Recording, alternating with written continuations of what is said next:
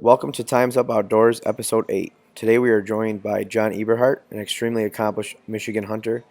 We talk everything from scouting property and public land for mature bucks to scent control, hunting from a saddle, and much more. We think this is our best episode to date, despite the shaky audio. We hope you enjoy the show. This is a podcast episode 8, I believe. We got John Eberhart on the line. And John is a extremely successful deer hunter, all self-taught. You got over, 50 book bucks, John? Exactly 50.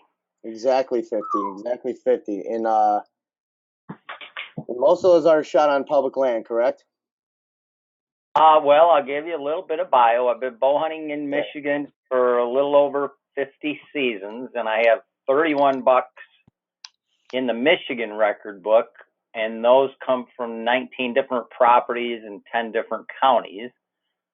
And I've hunted 17 different parcels of public land in Michigan, and because I don't gun hunt, during Michigan's gun season, I typically, since 1997, I've been going out of state. And on 23 out-of-state trips, I've taken 19 P&Y bucks from 13 different properties in 5 states. And yes, like you said, I've never owned any property. I've never leased any. I've never hunted on managed property. None of my relatives have ever owned property. I've never paid to hunt any place. It's all been public and knock on doors for free permission properties without using bait. Oh my Lord. That's incredible. What I'm most proud of, because there's thousands of guys with several bucks in the record book. Every TV personality has a lot of bucks in the record book. But what I'm most proud of is having that many bucks without owning or leasing any property, all public and knock on doors for free permission property. And that's from 32 different pieces of property cumulatively. And I don't think anybody else in the country can make that claim. I would imagine you're probably right in that. So that's a hard number to beat just on even on private farmed land and managed property, let alone public land alone. Yeah, especially here in Michigan. Right. It's kind of difficult because that's always been my mantra.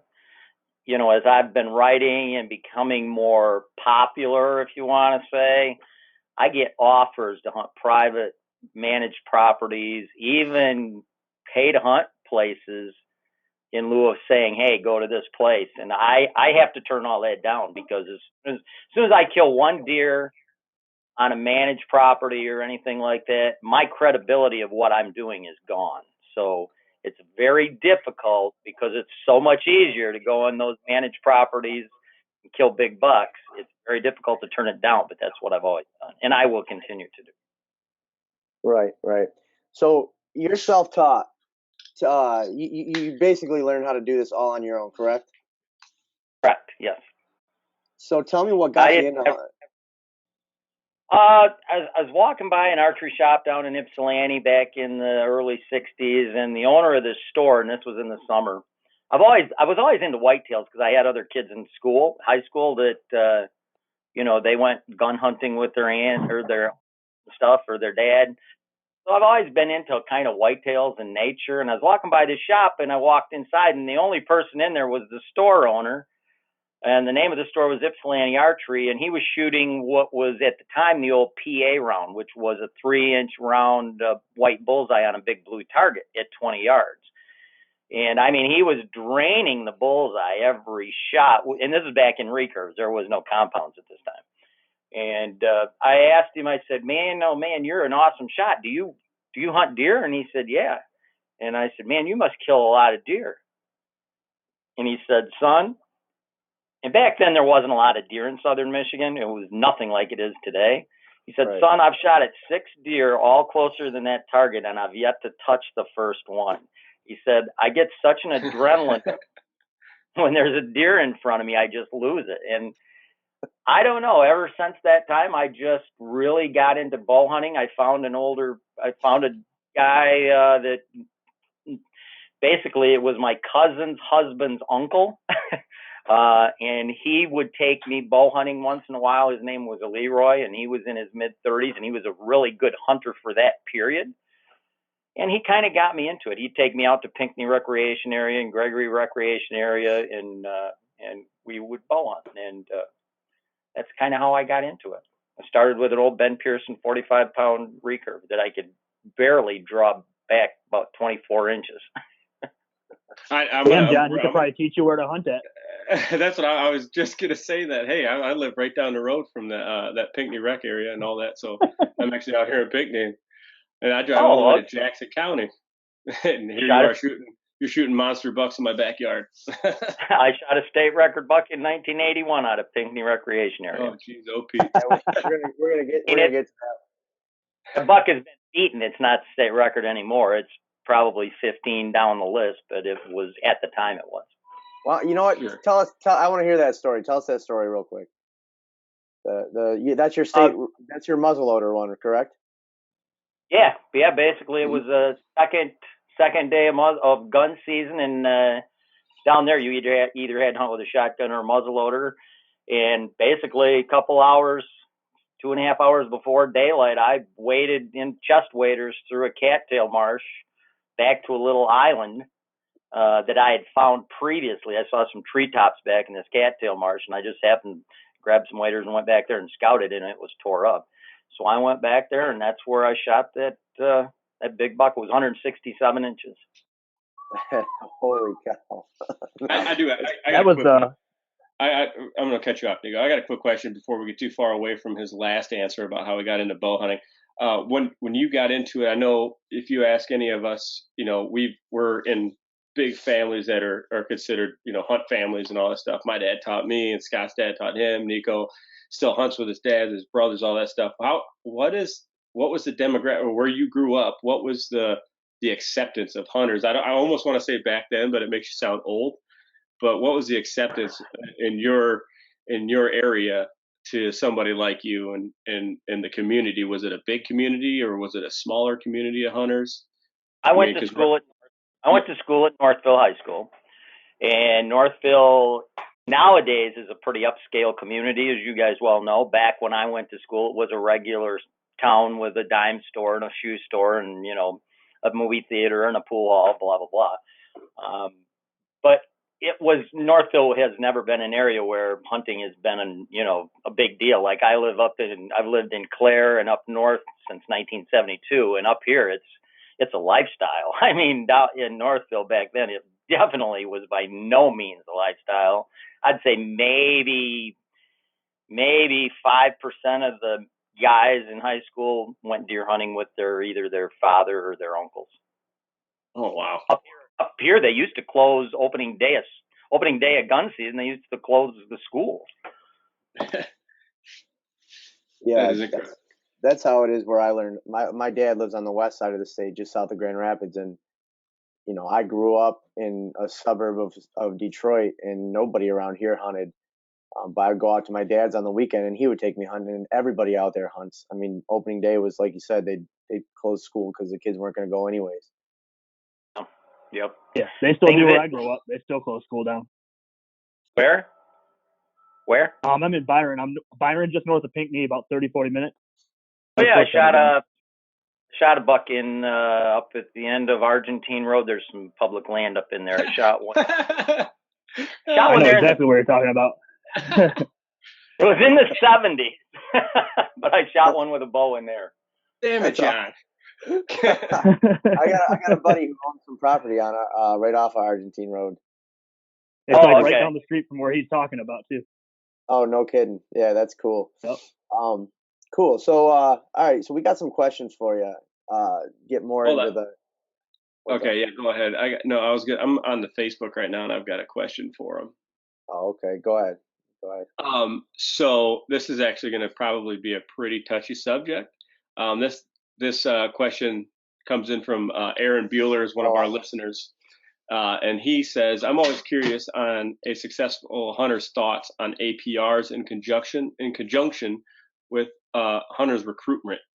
So I would imagine how are the APRs today acting on recruitment of hunters? Is it hurting them or is it helping them? Oh boy, that's a tough one. That's why I wanted to ask you. I was never a big proponent of APR because all what APR does, you know, people typically don't like restrictions coming down from the federal government. You know, you can do this, you can't do this, you can't do that, you can't do this. So if you don't like restrictions coming down from the federal government, why should you as a hunter want to put restrictions on all hunters because it fits your personal agenda? I've never felt that APR should be in place because if somebody owns 40 acres and he wants to shoot a 3-inch spike horn because it's more tender, or that's something that blows up his skirt and that's what he wants to shoot, or he's from Detroit and he gets to go up north gun hunting 1 week a year and, you know, he can possibly kill a 6-point and it will win the local, you know, wherever the factory where he works, it'll win the local buck pool, you know. So, you know, people up north and people that hunt a lot tend to want to put their agenda and force feed it down everybody else's throats. And I've never been agreeable to that because I don't like restrictions coming from anybody. I'm a kind of a libertarian, I guess, in that sense.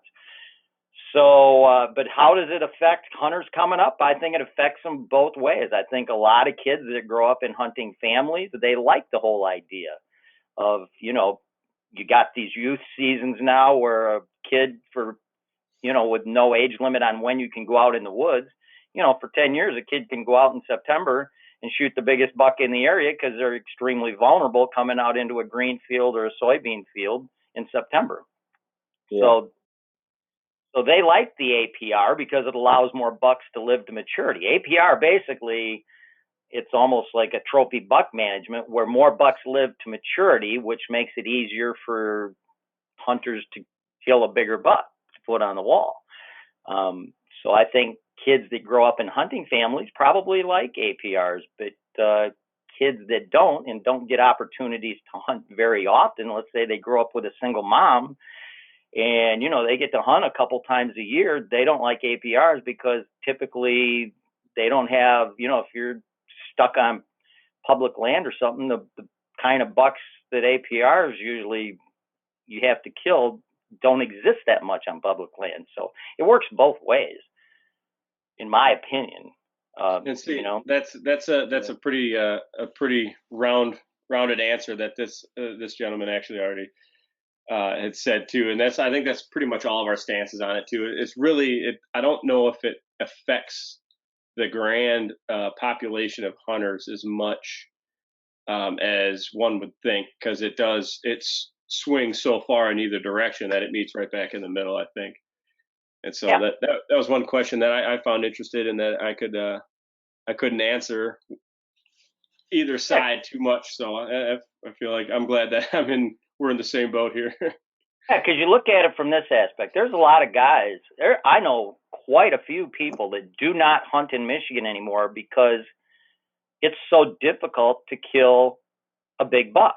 So they don't hunt in Michigan anymore, and they opt to go out of state, you know, during the rut phases, and where their odds are extremely high of killing a big buck because they're lightly hunted states and there's lots of big bucks.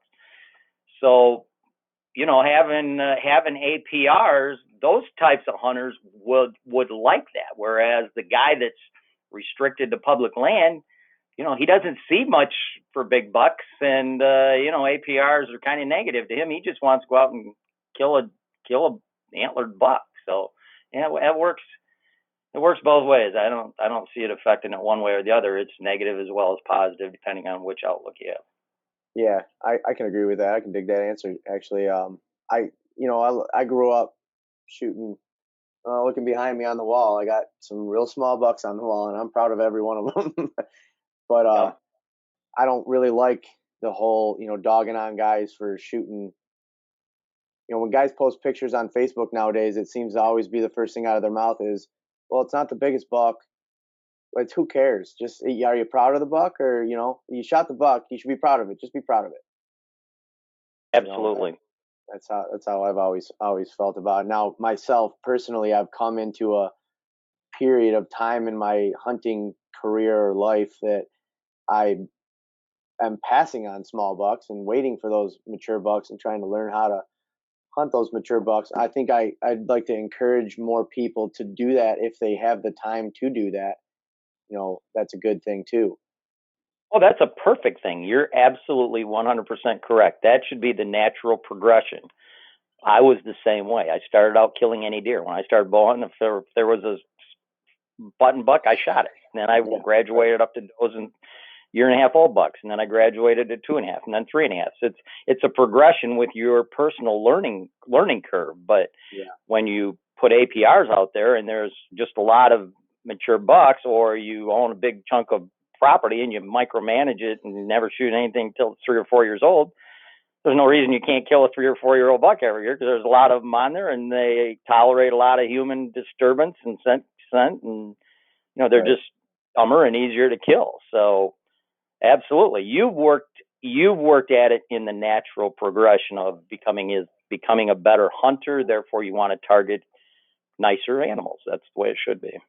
Right, and it's more of a challenge. As you get more and more, it's easy. I could have shot as many small 1.5-year-old bucks I wanted last year if it was legal to, but it wouldn't really be a challenge to me at that point. It took me the entire season to shoot something that was, to me, worth putting on the wall. Yeah. Now, to me, I personally don't care if they do APR. I know because Michigan sucks so bad. I hate to use the word suck, but you compare Michigan to Iowa, Ohio, Indiana, Illinois, Iowa, Kansas, we suck. We absolutely suck. And it's just difficult to kill a mature deer. You got to know what you're doing here to consistently kill 3.5-year-old or older bucks. That's all there is to it. And you don't have to be a good hunter to do that in some of these other states. And I guess all the TV guys are living proof of that, because they killed. You just hit that nail on the head so hard. You just drove that right in the ground. You know how many? Oh, I'm so glad you said that, coming from a guy that's got 50 CBMs right here. Oh yeah, that's one of our biggest debates. Is that I read it somewhere. I don't know. I think Scott told me. I said that the Michigan trophy buck hunter is the best hunter in the world. To me, I wouldn't want to piss off everybody else in the country. Well, I got to be a little biased here. I would say this. I would say if you took most of the guys I know that are good hunters in Michigan, when they go out of state, they have no problem killing a Pope and Young buck. And that would not be the same for somebody from out of state coming here and trying to kill a 100-inch buck. Would be very, very difficult for them. But you can't just limit that to Michigan. You look at other states that are very comparable pressure-wise to Michigan. It would be Pennsylvania, New York, pretty much all of Maryland, Massachusetts, all of those states up in the Northeast where they have a real high, Virginia, West Virginia, have a real high general population. All of those states are extremely pressured, and you got to know what you're doing to kill mature bucks there on regular property. So, yeah. For sure. I don't want to make it sound. I surely wouldn't want to make it sound like Michigan hunters are better than some other hunters from other states, but there's a lot of hunting pressure. Yeah. So yeah, we get it. We get it. We in the firefighter world, we're Detroit firemen, and we like to think that we're the best in the world. So we piss off a lot of people in that realm. Okay. Well, you're in Detroit, a lot of crime there, so you probably have to put out a lot more fires on it. A lot more fires, exactly. So I got one more. I got one more question from our listeners before we get into the stuff that we really wanted to talk to you about. This guy is Urban Archer, New York City. He wants to know, do you have any advice for a first-time bow hunter going out into the field on his own? As far as suburban property? I believe he's hunting public land in New York City. He is. I'm pretty sure. Yep. I do have some. If you're hunting on public land in a pressured area, and trust me, if you're not very far out of New York City with the population of New York City, you are definitely going to have a lot of hunting pressure. The closer you are to to the big city, the more pressure that public land's going to have because it's the closest land where anybody can hunt. Right. I try to pretend when I'm going on heavily pressured public land that everybody out there is trying to kill me. If you put it in that perspective, everybody's trying to kill you. So when you're scouting, you got to look for some nasty area, maybe some openings in some heavy cover, cross a big river, cross a lake, get back to where other hunters can't access very easily with a boat or a canoe. You have to pretend everybody's trying to kill you, and where are the only areas when you're scouting that you think you may get up and move during daylight hours? Because you can scout and see all the sign in the world. You could have 100 scrapes and 50 buck rubs and, in a 100-yard area. But if you can walk to it from a parking lot in an upright position and it's easy to access, odds are there's going to be other hunters there, and all that sign is being made after dark. So it's absolutely worthless to hunt over. So you got to look for areas where they've got excellent security cover and where hunters during preseason scouting usually push those bucks and mature does back into those areas. And it's got to have good security cover for them to get up and move during daylight hours. If you just hunt open timber with no understudy or something that's easy to walk to, your odds of killing something is going to be pretty slim to zero. Right. That pretty much covers our first question there, Scott, as far as what are you looking for when scouting? Yeah, that was our own first question was what's the first thing you're looking at when you scout a new property that you've never been to? So, and that was actually my question, but I can also piggyback off that maybe to maybe get it a little more in depth. I know, like being in Michigan, there's a lot of public land out here, whether it be just a 10-acre piece of a reserve area or the Waterloo State, Pinckney, all that around here. And I mean, I might be naive to say you haven't hunted all of it, but what is it that you're looking at to even deem that piece of property is viable? And I'm pretty sure that you've shot a couple of popes off of maybe a 10-acre chunk of public land. How did you know that 10-acre chunk of land was where they were at? Well, there are no 10-acre sections of public land in Michigan. They're all bigger than that. Yeah, we're talking maybe 400 acres or something, but in the grand scheme of things. Yeah. Mm-hmm. Well, typically when I go out, I do all my scouting during postseason. I never scout during preseason. So when I'm out during postseason, I look at the property, like if it's public land, I go back to those hard to get to areas where I got to use waders to cross a river, go through some cattails, use a canoe, cross a lake. I go to those types of areas. And if the property doesn't have those types of areas and it's just open timber that anybody can walk through, standing upright, I've scouted several public properties in Michigan that I just abandoned. I didn't even go set anything up because they just weren't suitable for a mature buck to survive. Gun season, they all get shot when they're 1.5 or 2.5-year olds. So I just pass on those. So I'm looking for places back in where deer feel comfortable moving during daylight. Now, a lot of times once you cross a lake or a river or whatever, or crawl through a thicket, and a lot of times when you get back in there, it opens up into regular timber with maybe some areas of some red brush or some oaks, or maybe in Michigan, you might have some lost apple trees back in the woods and the timber's got understudy. Once you get back in there, then you scout for your normal things you'd scout on private property. Then you scout for destination feeding locations like white oaks or red oaks, lost apple trees, or a primary scrape area, or what's the preferred browse. Because even when you get back into those areas, deer, if they're not bothered because people aren't getting back that deep, during the daylight, if they do move, they're going to typically, before they come out of those areas, which is typically going to be after dark, they're still going to get up in the evenings or, early in the morning before they physically bed down. They're still going to browse and they're going to eat. So obviously you look for the normal things that you'd look for if you were scouting private land, which is feeding destination locations and primary scrape areas, funnels in transition, security cover, just general stuff. Right. That's pretty good. Yeah, absolutely. Yeah, that nails it. I mean, you're pretty much answering. You're pretty much flying through these questions here because you're talking I've done about it a couple times. everybody wants to know. Everybody. Let me slow down then a little bit. Let me slow down. I'm going to give you my priority list. Yeah, Okay, give us your priority list. Yeah. I'm going to give you my priority list of what I look for when I'm scouting property during postseason. And this is prioritized by most important all the way down to you can almost do without. Yes, this will be prioritized 1 through 5. Primary scrape areas are hands down what I look for more than anything else.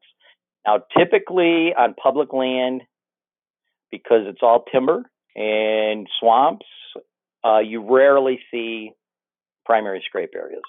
Typically in big timber areas, you don't see much for primary scrape areas. You might find scrapes along a runway, but you don't find scrape areas. Now, on private property where there's ag, or on public property that maybe meets up to ag, you might find scrape areas close to the perimeter of the ag fields, just inside the timber from the ag fields. But that's my number one spot that I look for is primary scrape areas. And definitely, without question, at least 50% of the bucks I've shot in state and out of state were taken at primary scrape areas.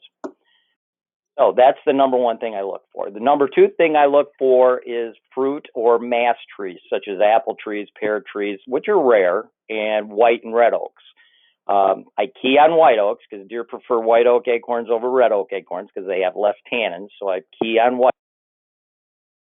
And so basically, when you're keying on feeding locations like fruit and mass trees, those are typically, during the years they're dropping food, they will oftentimes have scrapes under them because primary scrape areas are always made where there's doe activity. Because obviously they're laying down their dominance markers where there's doe activity. So they make those doe activities are going to be next to your primary feed sources. Say that again? I said, your doe activity is going to be next to most of your primary activity is going to be next to feed sources. Oh, you're talking when you say next year, next fall? Sure. During the fall. Yeah. Yes. Well, during the fall, okay, let's say I'm back in someplace and I find a couple big white oak trees. I have no clue if those white oak trees or red oaks or apple trees or whatever, I have absolutely no clue if they're going to be bearing food that year. Because I'm scouting these during, February, March, and April. I'm done by April. So I'll prep these spots and then I'll do a speed tour just before season to see if they actually do have food. And I do my speed tours in full scent lock. And if they do have food, typically there's going to be some sort of buck activity because I don't do my speed tours till after September 20th when all the bucks have been rubbed out. All the bigger bucks have been rubbed out at least 2 weeks. So obviously, if they're dropping food and there's doe activity there's going to be some buck rubs in the area and possibly scrapes under the trees. So I do that speed tour, and that lets me know which trees I'm physically going to hunt that season and whether I'm going to hunt them early season or, leave them alone until the rut phases. So that's kind of how I handle that. Two is food sources and mast and fruit trees. And that kind of goes along with number one, which was primary scrape areas, because a pretty high percentage of the time, especially at apple trees, if they're dropping apples, there will typically be a scrape or two very, very near those apple trees because there's a lot of concentrated doe feeding activity. So anyway, that's my number two. And number three is within bedding areas. I hunt quite a lot of interiors of bedding areas, which a lot of people term as sanctuary areas if you own private property. And a lot of hunters leave bedding areas alone, and I think that's a major, major mistake because a bedding area is like your house. So if I wanted to kill you, my best bet would be while you're gone out working or whatever to break in your house and probably hide out next to your refrigerator in the kitchen or in your bedroom because I know at some point in time when you get home, you're going to go to the refrigerator and you're going to go to bed. I'm not going to hide in the dining room because you may get some food and go someplace else to eat. And I'm not going to hide, in any other rooms. I'm going to hide at the destination spots where you are going to be the most likely to be in that spot during that time I'm there. So bedding areas are phenomenal places to hunt. Lots of hunters don't like going in them because they're afraid of spooking deer out of them. And that's why when you do hunt within the interior of a bedding area, it has to be hunted very strategically. So I'll scout the interiors of bedding areas during postseason again, February, March, and April. I'll go in there and I'll just scout the heck out of them, because spooking deer during postseason is irrelevant to next fall's movements. Everything comes back in there, calms down, doesn't matter. You go scouting preseason, you're spooking deer, you're turning any mature bucks nocturnal before season even opens. So postseason doesn't affect deer movements at all. You could go in there every day and scout every inch of the property for a week straight from daylight till dark, run every deer out of there for a week. They're all going to be back in there way before season, and what you did in February, March, and April will be irrelevant. So, I'm not one of those guys that likes to sit on the outside perimeter of a bedding area and listen to bucks in there during the rut phases, chasing and moving around. Lots of guys do that. They like to sit on the edge on one of the entry routes, one of the 10 or 20 or 30 entry routes into a bedding area. And I don't know how many times I've heard it, man. I'm sitting on the edge of this bedding area and I can hear these deer in there chasing and doing stuff during the day, but I'm sitting here on the edge expecting them to come by me. That's kind of dumb. Why don't you want to sit where the deer are going to be, and they're going to be in there chasing? That's where the mature bucks are physically breeding the does during their estrus cycles. So you want to be on the interiors. But so you set these trees up during postseason, and you don't go back on a preseason speed tour. These are going to be rut phase locations only, very specifically, and they require an all-day sit. So when you go in to hunt these interiors of bedding areas so that you're not spooking deer with your entries, you want to go in about 2 hours before daylight. And again, I'm talking about after October 25th. You want to go in a couple hours before daylight so that you're in your tree and set up and quiet at least an hour and a half before daylight. Because typically mature bucks in Michigan, not in a lot of other states, but in Michigan, typically they are in those bedding areas before daylight. But once they're in the bedding areas, they feel comfortable. And they'll move around in the bedding areas, and they'll chase does in the bedding areas during daylight. So you want to be in there way before daylight, and you want to stay all day and don't leave till about about a half hour after dark, which is after all the other deer have left the bedding area. So you're coming in before anything comes in, and you're leaving after everything is left. So you're not affecting or spooking any deer with your entry and your exit. And of course, it always helps if you have a good scent control regiment, because at some point in time when you're hunting in bedding areas, you will, without question, have deer downwind of you. I think that's a big, that's one of our questions too. So we're going to hold off on the scent control thing, I do believe, and continue on your five tops. My four is funnels.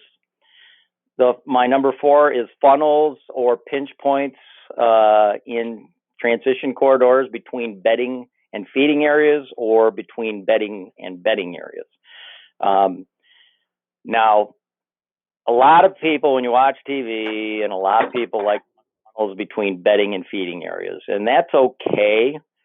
But typically in a state like Michigan, that doesn't get a whole lot of activity during daylight by mature bucks.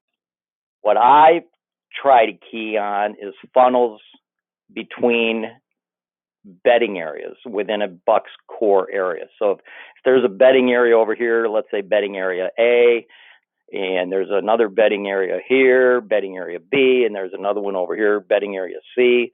Well, if there's good transition security cover between A and B and C, or between A and C, if there's adequate transition security cover where a buck can transition from one bedding area to another and feel secure, he'll do that during the pre-rut and during the rut.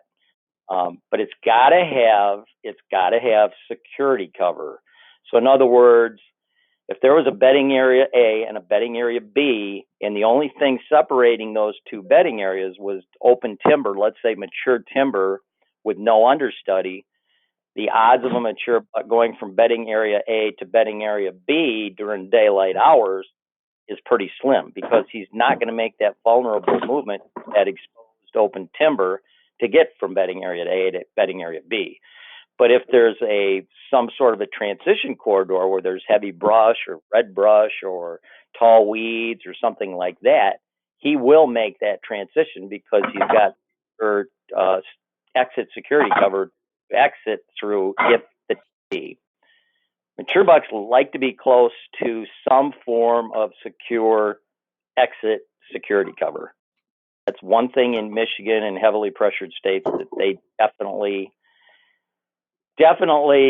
think about all the time. If there was one thing I can say about hunting in a heavily pressured area, it's security cover, security cover, security cover. Always be within transition security cover or along its edge, where a deer doesn't have to take more than 3 bounds to get within security cover to have an exit route where he's safe.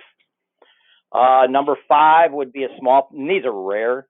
5 is really rare. It's be a small pocket of water in an area that's otherwise devoid of water. I've only seen that a couple of times, because Michigan is kind of a low-lying state, so there's pockets of water all over. But I did hunt a couple different pieces where, for half a mile there wasn't any water other than a little tiny pool or pocket of water, or a big muddy area in the woods. And when you can find something like that, where it's got decent security cover around it, where a deer will come and drink water during daylight, that's an excellent spot, especially during warm weather. And so those get hit in the mornings and midday and in evenings. And number 6, I always throw this one in.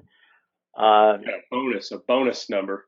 Nice. It's a bonus number, but it has nothing to do with an actual destination location. It's not a destination location, but it's a requirement that every destination location should have. And like I said before, it's some form of security cover surrounding the kill zone. So in other words, let's say you're out postseason scouting and you're walking along a crop field. Obviously, it's been picked. You're doing this in February, March, and April. And you see this little area off to the side, this little open area into the weeds. There's a little open area, and then it's timber around it.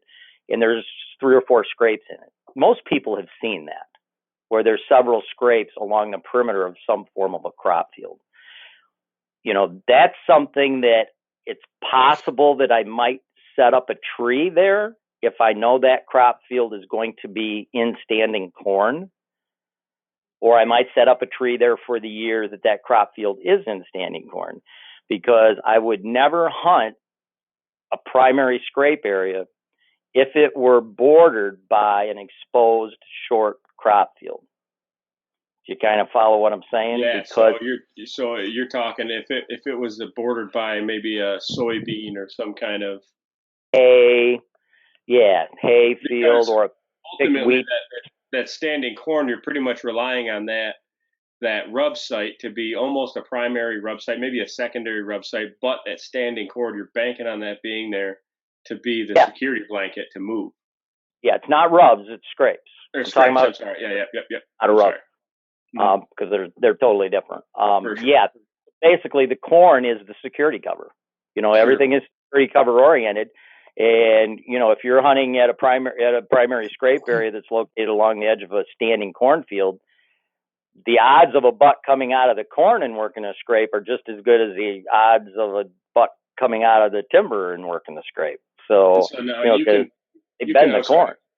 So you can apply that to many different things. So I'm thinking in my lease right now, I've got standing corn in one of the primary areas that I like to hunt. We've got a couple hundred acres out in Jackson County. And right now, one of our fields is standing corn, which is butted up essentially right next to a bedding area. And so by me hunting a scrape, I'm hunting 4 out of the 5 of your top 5 most importance right there. If I find a scrape right here, I'm hunting it all right now, and it's lined by white oaks. You've got standing corn in the field, and then a bedding area off into the side, and so essentially they feel comfortable in there. Absolutely. That actually is a phenomenal spot, because a big buck will come out of the corn and he'll feed on those acorns, if the trees are right along the edge of the corn, or if a buck is transitioning from back in the timber farther or from that bedding area, he's going to come through the corn. Having a location where the best runways come out of that bedding area into the corn, that's a great location. As soon as the corn's cut, it's worthless. As soon as the corn is picked, it's worthless till the next time it's in standing corn. But while the corn is up, that's a phenomenal transition, because the deer is transitioning from cover to cover, or he's eating acorns underneath an oak tree 5 yards from the standing corn, which means if he got spooked for some odd reason, 2 bounds, he's in the corn and he's gone. He's secure. Yeah, I'm super excited about this. I'm way too excited right now. And I'll tell you what, if that's something you haven't scouted, you'd be wise to take when's that corn typically cut? Who farms it? It's a mill. So I'm with as late as they got it in, I'm willing to bet it's going to silage. So it's probably going to be cut super late this year. Silage is usually cut early. This is generally probably going to be cut late as heck this year. Okay. Well, so what they'll do is they'll take that, because the edges, it's on a kind of a plateau, and so they're going to cut probably 2 stripes around the side as silage, and so you're going to have some kind of standing area in between their bedding area, probably I would say a combine's width. And the hedgerow. They're going to cut.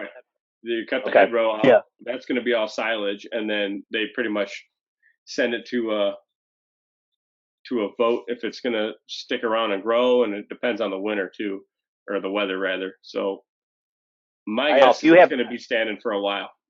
If you have not scouted that, I would suggest sometime after September 20th and not before, to walk the perimeter of that field. Scouting something like that where you're not really affecting any deer movements, because you're just walking the perimeter of 2 bedding areas. You're walking between them, basically. Sure. You're walking around the outside. You're skirting the edge. I'd scout the outside edge of that cornfield, and I would look for, see if you can find some scrapes, which I almost guarantee you will under those oak trees if they have low-lying branches, or see how heavily the runways are from the bedding area into the corn. Or is there any apple trees around the perimeter? I don't know. Not around the perimeter. We've got another chunk of woods. It's about 120 acres that there are some apple trees. It's a little more to the north, a little bit kind of opposite of where on the other side of the cornfield we were talking about. There's some apple trees in there. They haven't dropped for a while. I'm not really sure what kind of status they're in, but not right where I'm thinking. There's actually a spot where I have a tree stand up right now, because of the last time the corn was up, and that's where I saw a lot of action. And that's where I'm talking about. There's just full of oak trees, and it's low lying in between a bedding area and standing corn, but no fruit. Okay. Well, you want to do that after the 20th of September. That way the bucks have been rubbed out a couple weeks, and that way there should be, wherever the bucks are transitioning through, there should be some form of buck sign in the form of rubs or scrapes on the ground under those oak trees. And I would definitely look at those apple trees. I can't believe how many people have scouted their properties for them, and there's apple trees on the property, and they've never set up a spot there. I don't get it. That is their number one option. I mean, that's like a kid eating candy. Apples or pears. Pears are actually more of a draw than apples, but you hardly ever see a pear tree. Yeah. But apples aren't that uncommon, because a lot of these areas of timber used to be pastures, and the cows would eat apples and they'd shit them out around the perimeters while they're walking around the fence. Typically they walk the fences a lot. And now that it's timber, there's apple trees there that were planted by cows. Biomass. Never thought of that. that. really not that uncommon in Michigan because Michigan had so many apple trees and kids, farmers giving the cows an apple here and there up at the fence or something, and they shit the seeds out. Yeah, it makes sense. Definitely check those apple trees. As long as if those apple trees are near some form of perimeter security cover and have decent security cover, transition security from a bedding area to those apple trees, that ought to be a great spot. If they have apples, obviously. Right. So, getting away from those tactics there, I want to hear more about. I know the answer to this question because I talked to you about it before, but our listeners don't. Are you worrying about wind and weather, or more about scent control for not being getting busted? I don't worry about either one. I've got clothing for any hunting condition weather-wise, and Right. My scent control is I never pay attention to wind direction. So ever. you don't care. So you don't care about the wind direction. That's what I wanted to get into more is your scent control, because that's something that I struggled with over the years hunting the properties that I got permission to hunt or lease, or my dad owns some land, and I sit there and I think, okay, the wind's this way, the deer should be coming from this direction, but sometimes they come from this direction. So should I not sit here today? It seems like there's only like certain days that I could even hunt my entire property sometimes. Deer With come from wherever they're at to where they're going. So exactly, people that say deer only walk into the wind are idiots. That's totally not true. And it's literally it's impossible to just hunt the wind and not have it negatively affect your success rate. I hunted the wind for 35 years. For my first 35 years of deer hunting, I hunted the wind exclusively, and it got to the point where I was regularly getting busted in certain types of terrain criteria, that I quit hunting them. I quit hunting saddles. I quit hunting ridges. I quit hunting field edges because straight winds and thermal currents and swirling winds you just never knew what they were going to do when the foliage was on. Wind, when it hits a tree with leaves on it, obviously probably 80, 90, 95% of the wind blows through the tree, but a decent percentage of it, if it's hitting it at an angle, it hits that tree almost like it's a wall, and a certain percentage of it will turn and go down that tree line. And then if it hits another corner or an undulation in the tree line, it'll swirl just like the water in a river. You back eddies and stuff when you're trout fishing. Wind does the exact same thing. So there was lots of places. I just totally quit setting up in those locations because I could never count on thermals and wind currents and trees affecting the wind direction. And when you are hunting strictly by the wind, your best locations, your best rut phase locations, and let's be honest, during the rut's when you have your best opportunities at killing big bucks. There was years I never got to hunt my best rut phase locations because the days I had off work, the wind was always wrong. Right. So negating wind is a monstrous deal. That's probably two things in my career have totally changed my success rate, and it was scent lock and hunting out of a saddle. Those two things have altered my success rate more than anything else. And I can guarantee 100% more than half of the bucks I've killed that are in the record book would not have been killed without one or both of those. Can you give me a quick rundown of what your, let's say, typical Michigan rut apparel is? My rut apparel as far as scent lock goes, and I'm an activated carbon clothing fan. Okay, so scent lock just happens to have the patent on using activated carbon in hunting clothing. So obviously, I'm a scent lock fan because they own the patent and they are the only ones that actually use activated carbon. So as long as I have a scent lock activated carbon jacket, properly cared for, I might add. Jacket, pants, head cover, gloves, and clean rubber boots, and a scent-free backpack, I'm good. So it doesn't matter what I wear underneath it. That's irrelevant. You know, a guy can wear merino wool. He can get out of work from a factory and throw his sunlock on over top, and he's good, because that's your barrier.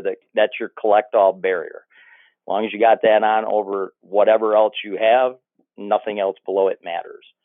So as far as my, I have different suits for different weather conditions.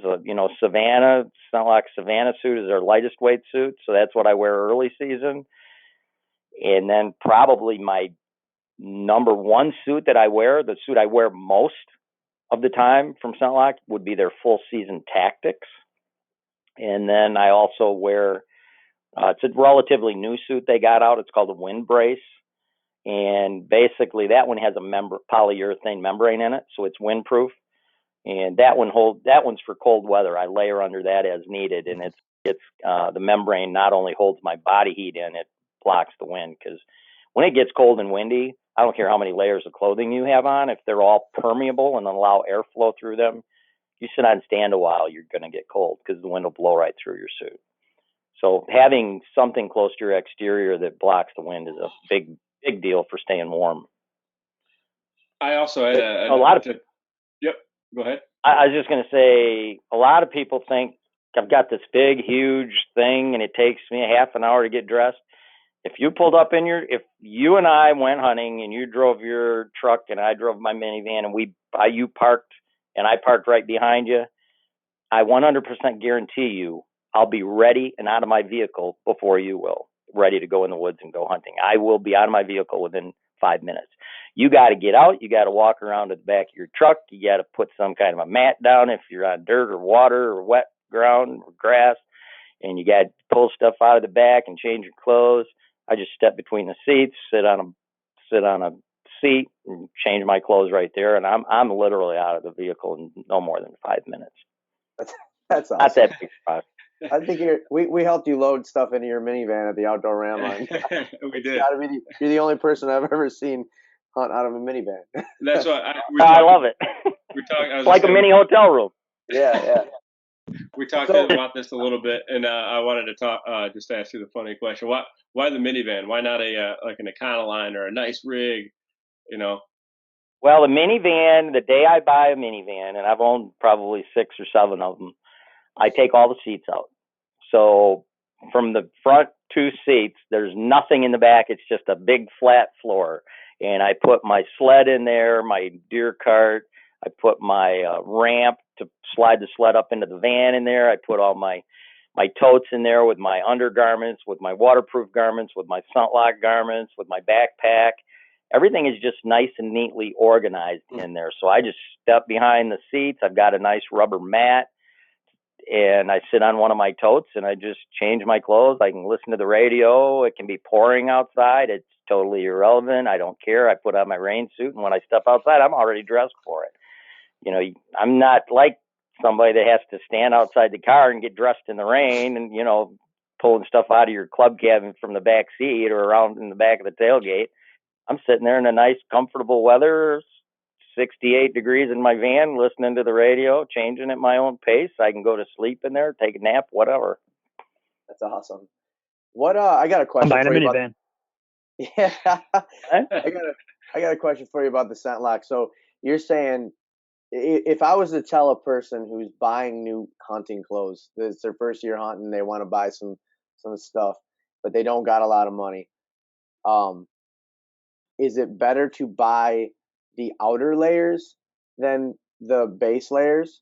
Absolutely. From Scentlock? So what's more important is what's on the outside, is what you're saying. Outside is the only thing that's important. Okay. You don't need Scentlock base layers. Base layers, right? Absolutely not. I hardly ever wear Scentlock base layers. I'm a big merino wool fan. So most of the 95% of the time, my bottom layer is some sort of merino wool. Right. Usually I'm a big icebreaker fan. Icebreaker merino wool, and I love that. And then most of my other layer garments are just fleece vests, just inexpensive layer garments. Yeah, that's cool. That's good to know, because a lot of people will think that they gotta, I can't afford to buy, the base layers and the outer layers from ScentLock, because I mean that stuff does add up. Oh yeah. Yeah, if Well, somebody was on a budget, what I would suggest them buy would be a Scentlock Savannah coverall. I think they still make it. Basically, that's a one-piece union suit. Yeah, they do. And Yep, they still make it. I think it's around $200, and then you need to buy a head cover with a drop-down. You got to have the head cover with a drop-down face mask. The TV guys don't know what they're doing. You watch TV guys, and they'll have a Scentlock jacket and pants on. They got a beard exposed. They got a hat, logo hat, with their hair hanging out. Now, if you got your hair hanging out of a hat, you better pay attention to the wind. If you got a beard exposed, you better pay attention to the wind. If your neck's exposed, you better pay attention to the wind. You've got to have the head cover with the drop-down face mask tucked into your jacket, and then your jacket zipped up to the collar. And you've got to have either a Scentlock backpack, or you've got to wash your backpack in scent-free detergent frequently and keep it in an airtight container when it's not in use, just like you do your Scentlock. Because most people, I don't know how many times I've done seminars, and okay, how many guys here use Scentlock? Bunch of hands go up. How many of you guys here have been winded in Scentlock? Bunch of hands go up. How many of you guys here use a backpack? A bunch of hands go up. How many of you guys here wash your backpack in scent-free detergent once a week when you're hunting during hunting season? Typically, 0 hands go up. So you get into your backpack every time you go hunting to reload and do whatever, typically with your bare hands. And even if you got a Scentlock jacket and pants and the head cover and everything else cool, you got this huge human scent wick hanging in the tree with you. And then if you get winded, what are you going to blame it on? The suit didn't work. No, it was because you got a stinky backpack. Yeah. So you got to do it all. I mean, if you're going to do it, you got to do it all. What's your take on the use of, me personally, I don't think using ozone in the field makes any sense, because I can smell it. I feel like if I can smell it, the deer can smell it. What's your take on using ozone on the clothing to, reactivate the clothing or kill odors in the clothing or your backpack?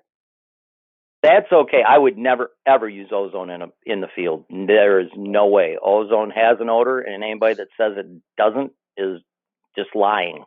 But if you treat your clothes with ozone, that ozone odor will go away relatively quick. It turns back to O2. So yeah, it does go away if you treat your clothes with it. But if you're just, people that wear permeable clothing, just regular clothing, let's say they're wearing Sitka or whatever with zero technology, if it's permeable, or if you take it outside and you hang it outside, let's say it hung outside for a year and it has 0 human odor in it whatsoever, none, you are excreting human odor molecules 100% of the time you're breathing air. So as soon as you put something on, if it's permeable and it allows airflow through it, it's not going to be very long before your human odor molecules are passing through that garment, and you better pay attention to the wind. So that's what the activated carbon does. The activated carbon is a layer inside of a Scentlock suit, and it actually absorbs your body molecules. And if I don't believe anything on anybody's website, so I don't believe what Scentlock puts on their website. I Google everything. So when you Google activated carbon, there are literally thousands and thousands of uses for it, and I'm going to give you a few. It's used activated carbon, the same stuff Scentlock's using. It's used for gas purification, drinking water purification, sewage treatment.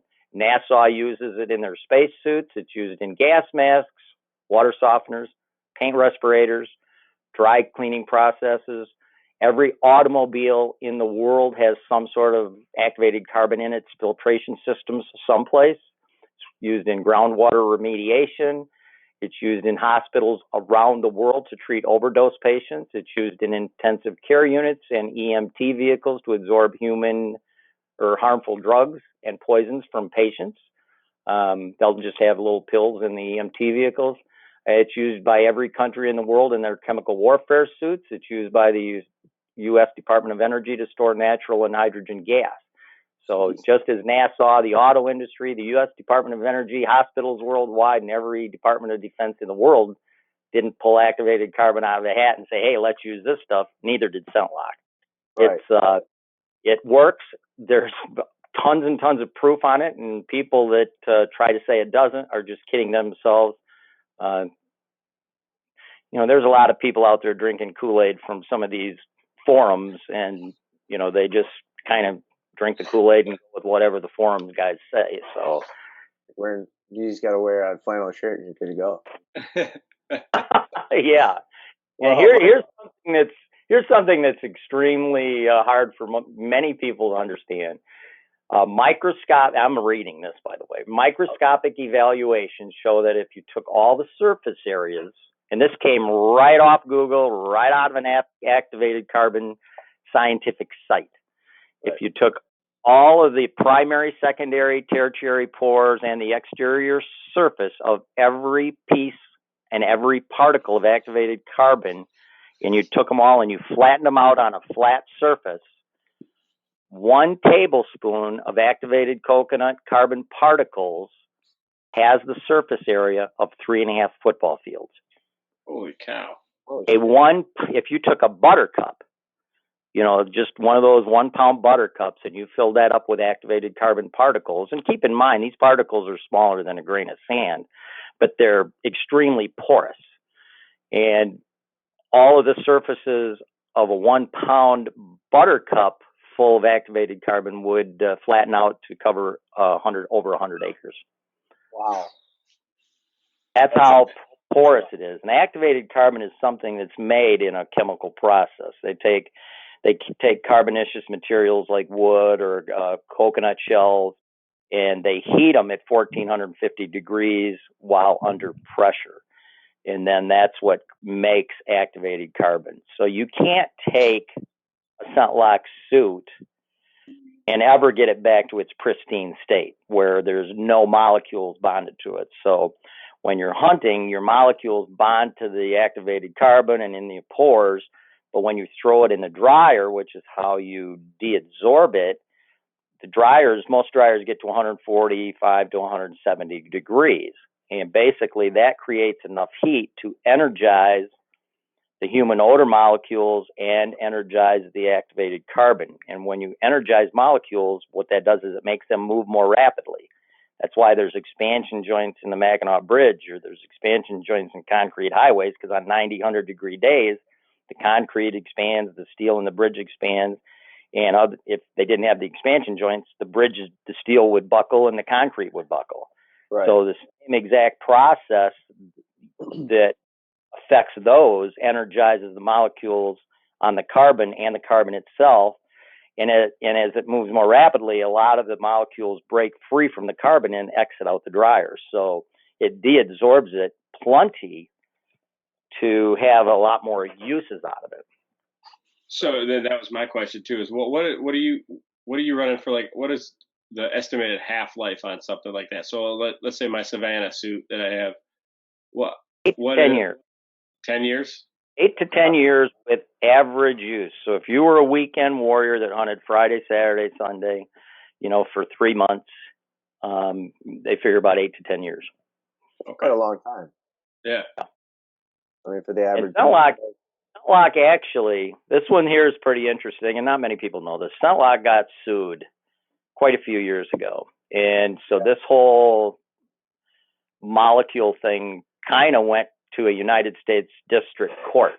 After 5 years, it ended up in a United States district court. And what they did is they had ScentLock send some suits to Rutgers University, where they have a science lab that's all they do. Is they study activated carbon. So this what I'm going to read you was taken directly from the court's final dismissal ruling on ScentLock's behalf. This is a quote. Expert scientific testing found that using highly elevated odor concentrations that were likely 10,000 times greater than a human body could produce in the course of 24 hours. Scent-lock carbon-lined clothing blocked or absorbed 96 to 99+% of odor compounds and essentially 100% of surrogate body odor compounds. And it also went on to say, when dried as mentioned in the scent-lock instructions, it also deabsorbed it to the point where it would work for, many more hunts. Wow. That's yeah, incredible. I did know about the lawsuit and that they came out on top of that, but I'm glad you brought that up. That's pretty cool. We all wear scent-locks, so. And they use 10,000 times more molecules than the human body could produce in a 24-hour period, and it still absorbed 96 to 99%. Right, so they went to the extreme. Right. Went to the extreme. Yes. That's a pretty good testimony to the abilities of scent-locks. But I have to say, with all of that testing and all of that proof, if it's not taken care of properly, if it's not stored properly, it's not going to work as designed. You have to deabsorb it about every 4 to 5 hunts, and it has to go right from the dryer and from a clean dryer into an airtight tote. And you don't put it on until you're out into the field. And then when you get back to your vehicle or back up to the house, if you're at behind the house, it comes back off and goes back in the airtight container. Right. And that goes for the head cover, gloves, jacket, pants, and backpack also needs to be, if you're using a scent-lock backpack, it needs to go in an airtight container. If you're using a regular backpack, it needs to be washed regularly in scent-free detergent and then put in an airtight container as well. A different container, I'm assuming, than your scent-lock garments, correct? Yeah, you'd never, if you have a non-scent-lock backpack and you wash it, it should not go in the same container with your scent-lock. It should go in a different airtight container, correct? Do you use the scent-lock bag or do you use an airtight lock tote? I use a tote. Airtight bag works fine. The airtight bag works fine, and it doesn't have to be scent-locks. It can be anybody's airtight bag. Yeah, as long as they're tight. And see, this is one thing that I want to just interrupt everybody, just so we're sure that Eberhart, you're not getting paid by scent-lock. I mean, you just promote their product because they use them. And it works. So this guy's not just talking shit. He's not just blowing steam up your butt. This isn't I would do that. I commercial. would never endorse anything that doesn't work. Scent-lock does not pay me a dime, and no, I have no reason to endorse it other than it works. That's awesome. I have been sent so many things over the years to try, and because they want me to endorse it, not bragging or boasting, but most of the time I send it back. And I won't say anything negative about it for the most part, but I won't endorse it because it doesn't. Right. My old man wants to know if you ever use Mountain Dew and cigarette smoke scent. No, the human order. That's his go-to, and he still kills deer for some reason. None of them are real big. He's got a couple big ones out on the wall, but for the most part, they're young deer. It's funny. He always says, he's like, I just use Mountain Dew and cigarette smoke. It works great for me. Well, let's be realistic. I have friends. I have 2 friends that I hunted with. I mean, I never hunted near them, but they both would take 6 beers with them, and they both smoked. They always hunted to win. They killed deer. They didn't kill big deer, but they killed deer. Yeah. It all depends on what you want to kill. If you want to kill subordinate bucks and does, and maybe once every 10 years get a crack at a good mature buck, that's fine. But if you're doing everything correctly, I mean, I don't know how many times when I was even hunting the wind, I'd have a deer come in from upwind, and then if it was a non-target deer, it goes to my downwind side as it's passing by, and then it winds me on the downwind side, and then it blows and spooks. So, when you're just playing the wind, and you're going to get busted. I mean, I don't care what you do. You're going to get busted sooner or later, even if you're playing the wind, because you're never going to have deer where you think they're going to be all the time. That ain't going to happen. Now you said you said the two things that you think make the two things, the scent control and the fact that you're hunting out of a saddle, have made you successful. You hunt out of the tethered saddle, correct? I do. I'm actually, boy, I don't know if I should say this or not, but I'm not gonna. I'm not gonna. I gonna say it. Damn, I thought we had him. No, I'm not gonna say it until next year. I actually just. I'll be hunting out of a mantis saddle. I've been hunting out of a tree sling for the last 38 years. But this year I'll be hunting out of a mantis saddle. I think that's the best commercial saddle made. It's the lightest. It's been the most thought through because the two guys that own the company are actual hunters. There's another pretty high profile saddle company out there, and the owner is not a hunter. So I support the hunting community. And they make good, decent saddles too, but the Mantis is hands down the best because it's the lightest, it's the most comfortable. They're using a Dyneema for a bridge, which is like Fireline. If anybody knows what Fireline is, it's a braid. So they got a 1/4-inch rope used as their bridge, which holds 7,000 pounds. They're safe, basically give you the advantage of a saddle over a conventional stand, and these there's a lot of advantages. Safety. You're tethered to the tree from the moment you leave the ground until you step back on the ground after your hunt. So basically your saddle comes with a safety belt. So when you're at the base of the tree, you put the safety belt around the tree, you climb the tree, you slide the belt up on the back like a lineman would do. And then when you get up to the top, you leave the safety belt on, you get out your tree tether belt, wrap it around the tree, hook it to your bridge in front of you. And then once you're securely hooked up into that, then you disattach your safety belt, put it in your backpack or the pouch, and you hunt. And then basically when you get done hunting, you reattach the safety belt, disattach the lead, and then go back down the tree. So you can't fall from a saddle.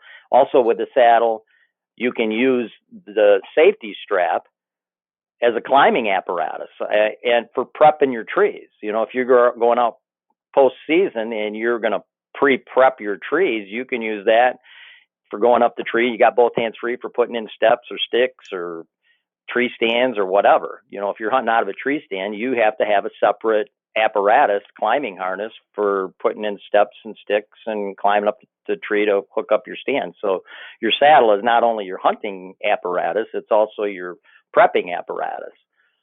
Saddles are made of fabric, so there's never any noise associated with pulling up a stand or setting them up, especially on trees with rough bark, or if you got a chain on a stand. There's always going to be noise. You don't ever have to worry about the stand creaking when you shift your weight because there's no metal joints. Saddles weigh probably, I think the Mantis with all the ropes, probably 1.5 pounds. So it's extremely light, rolls up, fits in my backpack. A lot of people wear them in. You actually put it on and wear it just like, on the outside of your pants, and you can't even tell it's on. It's only 1.5 pounds. So you can wear it in. So unlike tree stands, they're not cumbersome. There's not a lot of weight to them. You have this is a major advantage, 360-degree shooting mobility around any tree. So there's no missed opportunities. If you're hunting, if you're on a small tree with a tree stand, you can typically shoot around to the backside. But if you're on a tree that's like 18 inches or bigger, you typically can't shoot around to the backside. There's probably 60, 70 degrees of area that you cannot shoot to. And with a saddle, there are no dead areas. At destination locations, this one's a very important fact right here. If you're hunting at a destination location, let's say you're at a scrape area, or you're at an apple tree, or you're at a white oak tree, or you're a food plot guy and you're hunting on the edge of a food plot, places where you're going to have multiple deer out in front of you for a period of time. With a tree stand, you typically have to kick the stand off a little bit to the side so you can shoot to that destination location. Because if you're facing 180 degrees away from the location, you can't shoot through the tree to shoot to the location. So with the saddle, you just basically set up on the back side of the tree where you're using the trunk as a blocker between you and the destination location, and you just peek around the corner, and then as soon as as soon as there's something there you want to shoot, you just barely, you wait obviously till the deer's attention is elsewhere, and you just lean slightly to the side and take the shot. And when you're at a spot where there's a lot of deer hanging around for 20 minutes at a time, they're grabbing an apple, picking up an acorn, and when they chew it, they're looking around, their ears are moving around, and when there's multiple deer and you're in a tree stand and the foliage is down, your odds of getting picked are really, really high. With a saddle, your odds of getting picked are really, really, really low because you got the tree as a 100% blocker. And that was that was going to be my point too, is when the foliage is down. I know that's a lot of, you see the guys go out there and they put their stands up and they're basing, we're going to prune this tree, I can't see with this and that, but they don't plan for the foliage being down late season. And with the saddle, you could turn around and actually use that tree as cover. That's pretty sweet. Absolutely. And that's something you see with a lot of guys that preseason scout and set their locations in preseason. When you're out there preseason, that's another reason I do all my scouting and location prep during postseason. If you go out preseason like right now and you prep a tree, all the trees have leaves on them. You got lots of background cover because the trees behind you have leaves on them. So you may set up 18 feet in a tree at a rut phase location. And then once the rut comes and all the foliage is down, you get up in that tree and you stick out like a sore thumb because you don't have any background cover. You got a sky behind you and there's no cover in the tree. So with a saddle, you just hunt a little higher or just hide behind the tree. So that's a very important deal. So we I actually just had drinks with Ernie and Greg on Tuesday night, and this will be my first year hunting out of a saddle. I went out to my property a couple weeks ago and checked cameras because I got a 2-hour drive, and I sat in my saddle in a tree for the first time. Yep. It was, I can say it was very comfortable. There's definitely a learning curve. I set up my platform on the wrong side of the tree because in my mind I'm so programmed to set it the way you would set a regular tree stand. Sure. And then climbing, I don't have any sticks at the moment. I just ordered some, and I was using a Easy Cut hand drill and some bolts that I bought at Home Depot that I for some reason thought would hold my weight, and they all bent on my way up the tree. So that's definitely, I still did it. I got up there. I'm like, I'm going for it. I'm out here. So that's definitely the climbing part is the learning curve for me. It's gonna take some trial and error, but I'm super, super excited to put myself into some spots that I wasn't able to last year because of the saddle. And actually, go ahead. Yeah, I actually plan on hitting a couple small pieces of public that are, somewhat close to where I live. I live in the city, so, but what stopped me from going there before was I'm not going to lug a tree stand out there. Well, now I don't have to. Right. Yep. See, I don't even like the platform. I don't use the Predator platform. I just use steps. That's just something else I don't have to carry. And to me, the platform puts your body profile too far away from the tree. Okay. But a lot of guys like the platform. I'd say 70% of people like the platform. But at some point in time, if you use a platform, it's going to cost you getting picked because your body profile is too far from the tree. Right. On a decent deer. Some other advantages though of saddle is you can hunt large and tiny diameter trees, whereas with conventional stands you have to hunt trees of specific size to accommodate them. And I've hunted trees as big as probably 36 to 40 inch diameters, and I killed one buck out of a tree that was probably 4 inches in diameter. Obviously I couldn't move in it. I had to set up for one shot in specifically because if I moved, the whole tree would be wiggling. But tree diameters are irrelevant. And unlike a climber, with a climber, you have to basically hunt a telephone pole. It's got to be totally devoid of branches. And with a saddle, you can use branches as blockers and cover and steps. Right. Trees that lean up to 15 degrees you can hunt. I actually like hunting out of trees that lean. You can't do that with any kind of conventional stand unless it's a what do they call those, ladder stands. You can do it with a ladder stand, but not with a hang-on or a climber. God, there's just so many advantages. You shoot better because you got 3 solid points of body contact. Both of your feet are solidly on something and your butt's solidly in something.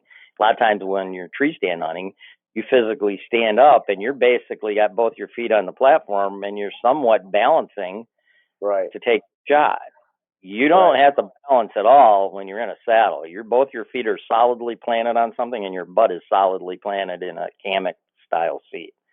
So you shoot more accurate. I think that we could have a whole entire other podcast on saddle hunting. We could. Hey, I got to tell you this because you had an issue. If you were to go out with somebody that's hunted out of a saddle for a couple of years, getting used to it's like a 15-minute process to get comfortable. But for somebody that just buys a saddle, they don't have anybody to help them. Yeah, there is a little bit of a learning curve on how to set your steps up, how high to hook up your tether. There's some things that you'd need to button down. Now, if somebody wanted to email me, I'd send them all the information they would need. So I'll give them my email address if you want. That brings us to our next, and like we said, we didn't want to take up all your night. I mean, we could sit here and talk on or off the air for the next 3-4 hours, but we do want to give you a little plug. So if you want to plug your website and your email address, maybe a couple of books and a couple of brief descriptions as to what you are all about with your seminars. Where can we find all your stuff? Well, I'll give you my website, which is DEER hyphen, that's the little dash, JOHN.net. So deer-john.net is my website. And I guess the book, I sell books on there. I've written 3 books. They've been the best-selling bow hunting books ever printed as far as instructional books. And I also sell instructional DVDs. There's no kills in them. They're just instructional DVDs telling you how to prep locations and just how to hunt and tactics and stuff like that. And I also do these spring, because I like people to do all their scouting and location preparation in the spring. In the spring, March and April, I have 3 workshops. They're 2-day workshops. The first day is out in the woods. We visit about 14 of my preset locations on a piece of property. And at the end of that day, that's a Saturday, at the end of that day, we take about a 2 to 3 hour segment for people that want to stay and learn how to saddle hunt. I'll have all the different sizes of saddles, go through that with a fine-tooth comb, let everybody get in one, show them how to properly sit in it, how high to put the tether, how to put the steps around the tree. And then on Sunday, the second day, it's pretty much an all-day seminar up at Jay's Sporting Goods in the Outback Room, which is it's a seminar room with office chairs, nice padded office chairs. And Jay's gives everybody a 15% discount that they can use during a week. And so the workshops are something that I'm promoting, and they're on, all the information about the workshops are on my website as well. Awesome. That's awesome. Anything else you wanted to plug? Not really. All right. I got one quick question, real quick question for you, and, sure. And you can make this answer as quick as you want, but somebody really wants me to ask you, do you believe in the moon phase? No. Okay. I figured that was the answer. But I think all of us as hunters have gone through that phase of time where we've ordered the little turn thing online and tell you if it's going to be, you get the apps now on the phones and stuff. But my buddy's been bugging. He's texted me 3 times. Make sure you ask him about the moon phase. Well, I'm going to tell you why. Okay. I'm not just going to say no and leave it hanging. You got to know without having a reason. Yeah, we got time. Go ahead. Okay. Back in the 70s, shining, when I first moved up north to Clare from Northville, shining was a big deal up here. A lot of people shine deer. And one thing I always noticed, and I even noticed this when I was hunting, is when you'd go out shining and it was a full moon phase with no cloud cover, so it's brighter than hell at night, you never ever saw, I'm not going to say never, but it was very rare to see a decent buck. you'd see a lot of does and subordinate bucks out in the fields, but you hardly ever saw a decent buck. And then if you went out, let's say you went out the next night and it was raining, you still got a full moon, but it's raining, so you got cloud cover and it's dark out, totally different. You'd see you'd see big bucks, you'd see some nice bucks. And it wasn't uncommon back then to see, have 3 people shining the same damn field, at the same time. Right. Shining was very prevalent. And one thing I've noticed when I've bow hunted over the years is when there's a full moon at night with no cloud cover during the rut phases, the midday movements the next day were huge. There was a lot of midday, 11 to 3 o'clock midday movements the next day. But if it was a full moon and there was cloud cover at night, the midday movements the next day were normal, like any other day, whether it was full moon or not. And I'm a big midday hunting guy during the pre-rut. So, I hunt a lot during midday. In fact, to give you a stat, I've killed in Michigan my 31 book bucks in Michigan, and I've shot a lot more bucks than that, but of the 31 book bucks that I shot between November 1st and November 14th, I shot 20 of them. And of those 27 of those were shot between 11 o'clock and 3 o'clock in the afternoon. 7 out of 20 between 11 and 3 in the afternoon, while I can guarantee you far less than 10% of my time on stand was spent hunting between 11 and 3. So even though I shot 35% of my bucks between 11 and 3 during that 14-day time frame, less than 10% of my time spent on stand was during that time frame. Wow. So that's a strong statement. Yeah. And when I say midday hunting, it has to be in the right type of location. You just can't go hunt a field edge tree. I'm not a field edge hunter at all in Michigan, but you can't go hunt just a regular hunting location during midday and expect it to be successful. You got to be back where there's security cover, where bucks feel comfortable transitioning from this spot to that spot, with good transition security cover, or in bedding areas or something like that. Right. Cool. All right. Well, I think you definitely changed. I know you for sure. Just this talk has changed the way that I'm gonna look at my property here this year after September 20th, of course.